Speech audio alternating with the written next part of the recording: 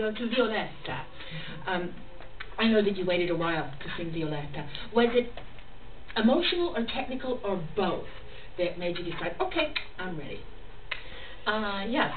Yes, both of those things.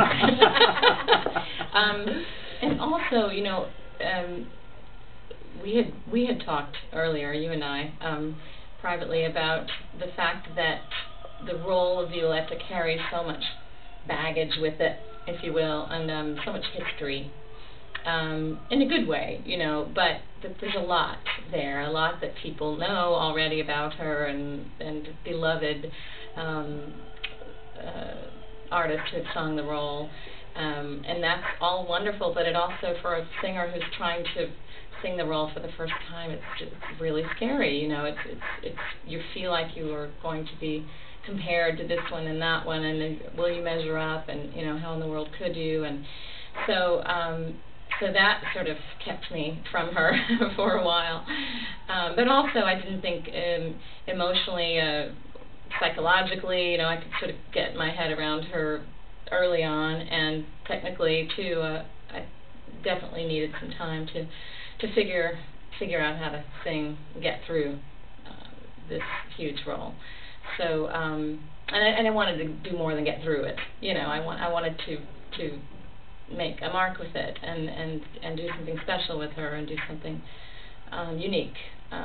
So that's why I waited. And then I remember the first time I did it, I did 3 performances in now defunct opera company, Opera Pacific. Very sad to say, but I was very happy to have that opportunity, because, you know, it wasn't a long run, and I felt like I could sort of just get my feet wet with it.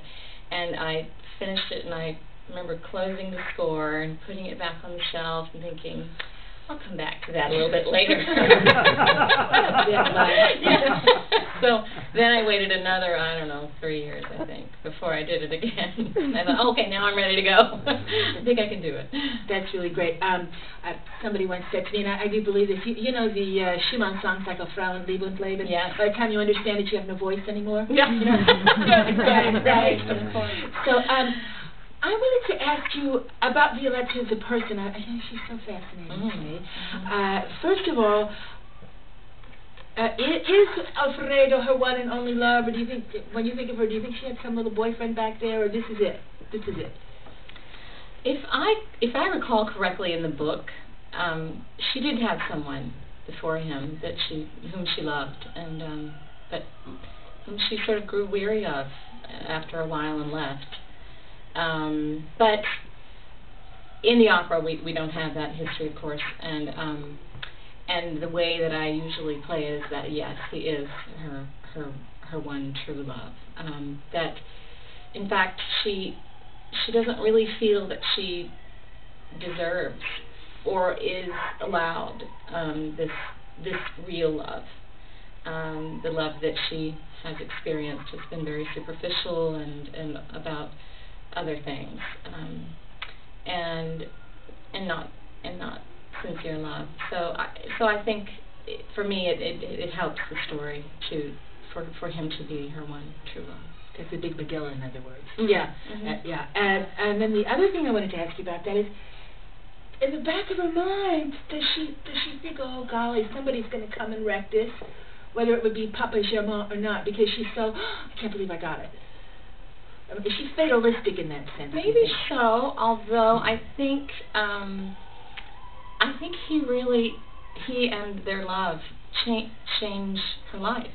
I mean, I really do believe that she is transformed, even though she goes back to the Baron. But she does that to save, you know, this family. She does that as a sacrifice. So it's a very selfless act. And giving herself, you know, as a sacrifice, really, for that family. But so I think she's been changed, and I think whether it's a false sense of hope, I think she has hope, you know, and she has gotten better since they've been together and they moved to the country, and she's feeling healthier. Now, of course, that's not going to last, but something about their love and their time together has helped her physically too. Right. And because in the end she says that the spasms are gone. She almost thinks for a second right before she dies. So you believe that she really, in her gut, feels that she can get well. I do, because she keeps, she keeps turning to that. I mean, I know she has this sense of realism. I mean, this is, I'm not going to make it. But then, in the next breath, but maybe, maybe he'll come back. Maybe I'll get better.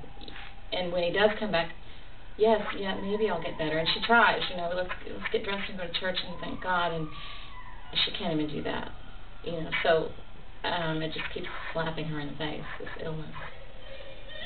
That's beautiful.